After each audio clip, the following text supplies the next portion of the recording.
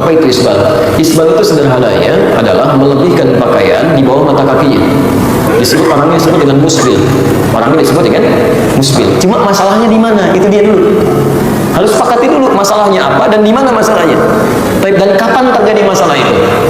Baik, hadis-hadis sampai kepada kita. Ada di Abu Daud kemudian bagian pertama ya nomor 187. Teman-teman sekalian di hadis pertama. Satu kali saya persingkat saja. Nabi SAW sedang duduk dengan para sahabat. Tiba-tiba lewat seseorang. Ketika lewat seseorang ini Nabi mengatakan, lihat kalimatnya. Nabi mengatakan di makna beliau sampaikan orang yang pakaiannya melebihi batas mata kakinya. Lihat, maka tempatnya di neraka. Famaqaduhu finnar, tempatnya di neraka. Orang yang pakaiannya melebihi batas mata kakinya, tempatnya di neraka. Jelas ini? Belum, karena belum selesai kalimatnya. Baik, bagaimana Anda bisa jelas, kan? Baik. Di sini kemudian Abu Bakar langsung berkata, ya Rasulullah, bagaimana dengan saya? Bagaimana dengan saya? Karena izar itu sarung, ya, sarung saya, pakaian saya juga melebihi mata kaki. Kata Nabi, kamu tidak termasuk dalam ini. Lihat kalimatnya, ya, lihat kalimatnya. Abu Bakar mengenakan pakaian melebihi batas kakinya. Jadi Abu Bakar itu isbal juga di sini. Jelas di sini? Karena beliau merasa beliau ini kurus, kan? Kemudian sering turun tuh sarungnya, melebihi batas mata kakinya. Ya, rahmatullah. Poinnya beliau isbal. Ya, sementara ada orang lewat tadi, kemudian pakaiannya melebihi batas mata kaki, keluar kalimat Nabi tadi. Teman-teman sekalian, pertama yang harus dibaca keadaan isbal sebelumnya sudah ada. Orang-orang menggunakan pakaian sebagian melebihi batas mata kakinya, sudah ada. Cuma Nabi tidak pernah mengeluarkan kalimat. Ketika orang tadi lewat, baru keluar kalimat tadi. Jelas sampai sini? Baik, kemudian setelah itu Abu Bakar mengklarifikasi, apakah yang dimaksud ini isbal mutlak atau isbal tertentu? Karena saya pun isbal ini, ada masalah di saya. Dan selama ini Nabi nggak pernah menegur. Begitu orang itu lewat, kemudian dikomentari dengan kalimat tadi. Apa yang dimaksudkan oleh Nabi? Nah, dan di sini sesungguhnya ketika hadir kalimat-kalimat tadi, sahabat-sahabat senior di samping masih ada yang junior, namanya Abdullah bin Umar. Ya, Abdullah bin Umar radhiyallahu ta'ala anhuma itu masih kecil. Maka disampaikanlah kepada beliau ini oleh Nabi SAW dengan kalimat bahasa yang dipahami. Kan anak-anak biasanya belum paham bahasa kiasan ya, bahasa tinggi gitu ya.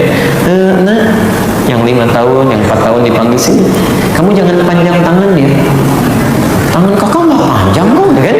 Nah, yang dia pahami bahasa real saja. Tayyib. Maka pada Abdullah bin Umar radhiyallahu ta'ala anhu disampaikan oleh Nabi SAW, kamu jangan sombong seperti orang yang melebihkan pakaiannya di bawah mata kakinya. Orang seperti itu maka tempatnya di neraka. Orang seperti itu maka tempatnya di neraka. Jadi di sini ada dua kalimat. Satu, Nabi menyebutkan kalimat umum yang tanpa menyebutkan kalimat sombong. Sedangkan di sisi lain menjelaskan pada Ibnu Umar memasukkan kalimat sombongnya khailah di sini. Maka dikumpulkanlah oleh para ulama hadis-hadis ini, bahkan banyak sekali hadisnya. Diterapkan metode al-jam'u wa tawfiq, mengumpulkan semua hadisnya, diambil isyarat hukumnya.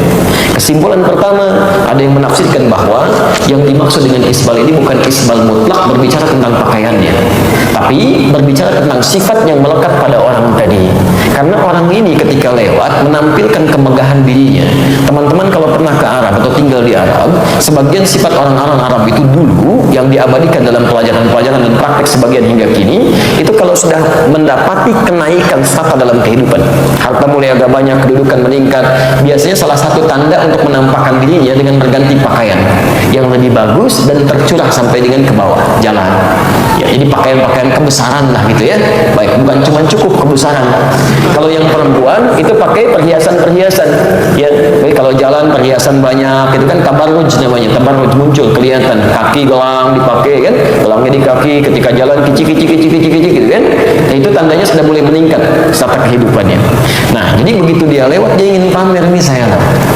Baru berubah di status kehidupan. Maka disoallah oleh Nabi SAW. Maka pendapat yang pertama dari kalangan para ulama mengatakan hadis isbal ini illatnya, sebab Nabi menyampaikannya bukan karena pakaiannya, karena yang lain pun dengan pakaian yang sama tidak disoal, cuman karena kesombongan yang melekat pada orang itu, ingin pamer dengan keadaannya. Jelas di sini? Ini bagian yang pertama. Jadi illat hukum yang disimpulkan terkait dengan kesombongan, pamer di sini. Yang kedua mengatakan dia mengambil pada hadis yang mutlak saja, ya, yang mutlak untuk kehati-hatian, karena ilat sombong ini kaitan dengan hati kan. Kita nggak bisa menebak suasana hatinya. Ya, suasana hati bisa sombong bisa tidak, karena Nabi mengatakan dalam satu situasi mutlak kalimatnya untuk kehati-hatian dia mengambil yang ini saja. Jadi pokoknya nggak boleh isbal lah. Kalau isbal resikonya bisa di neraka gitu kan. Maka mengambil hadis ini dengan pemahaman untuk menjauhi isbal, maka dia praktekkan dalam kehidupan, celananya kemudian dia sesuaikan di atas mata kakinya. Ya, pendapat yang kedua. Baik. Yang ketiga kemudian berusaha menggabungkan ini. Ini menurut saya yang terbaik. Ini yang menggabungkan. Baik poin yang pertama ataupun yang kedua sesungguhnya bisa dipadukan. Ya, satu, yang terbaik adalah menyesuaikan kondisi pakaian itu. Ya, terlalu di bawah mata kaki tidak bagus, karena bukan cuma masalah sombong, bisa juga terlalu terurai, bisa terlekat dengan najis, bisa kotoran, bisa macam-macam kan. Jadi Anda bisa sesuaikan. Bisa Anda misalnya pas di mata kaki naikkan sedikit ke atas untuk menghindari kotoran-kotoran dan noda, tapi tetap menggunakan asas keanggunan dan keelokan, karena Allah pun mencintai keindahan di sini. Innallaha jamilun yuhibbul jamal. Jadi sesuaikan dengan profesi Anda, maksimalkan itu sehingga tampak keanggunan Anda tidak keluar ya dari penampilan yang menurut sebagian adat mungkin tidak bagus. Bukan cuma adat yang tidak sesuai dengan kondisi agama, bukan, sesuai dengan kondisi syariat kita, tapi dipandang kurang elok. Misal, mohon maaf ya, Anda sudah pakai jas, pakai dasi gitu kan, mau berangkat ke kantor, tiba-tiba celananya mau dekat lutut ya, seimbang misalnya kan, terlalu tinggi kan gak nyaman dilihatnya. Ya, gak nyaman ya. Jadi karena itu coba Anda sesuaikan. Ya, mungkin di atas sedikit, ya paskan di situ, ya naikkan sedikit, yang dengan itu najis bisa dihindari dan tampilan tetap bagus di sini. Jadi pada prinsipnya ini cuma khilaf ringan di sini, nggak usah diperbesar. Jadi jangan sampai timbul masalah baru yang dengan itu justru memasukkan Anda ke neraka. Anda memang tidak isbal, tapi mulut Anda isbal tuh. Semua ditarik gitu kan, kayak nggak ada sumbunya. Masih kelebihan bahan, kayak nggak ada guntingnya aja. Komentarnya kan nyebelin, rame di situ. Tiba-tiba apa yang terjadi? Kesombongannya muncul. Dia nggak isbal, cuman lisannya sombong. Atau sebaliknya, yang isbal pun komentarnya yang lain. Begitu jalan, Assalamualaikum, Masya Allah, banjir ya. Kok dinaikin? Misal gitu kan. Dalam suasana yang ingin mencela. Ini bukan suasana canda biasa, dia ingin mencela dan sebagainya, itu nggak boleh seperti itu. Nggak boleh. Ya.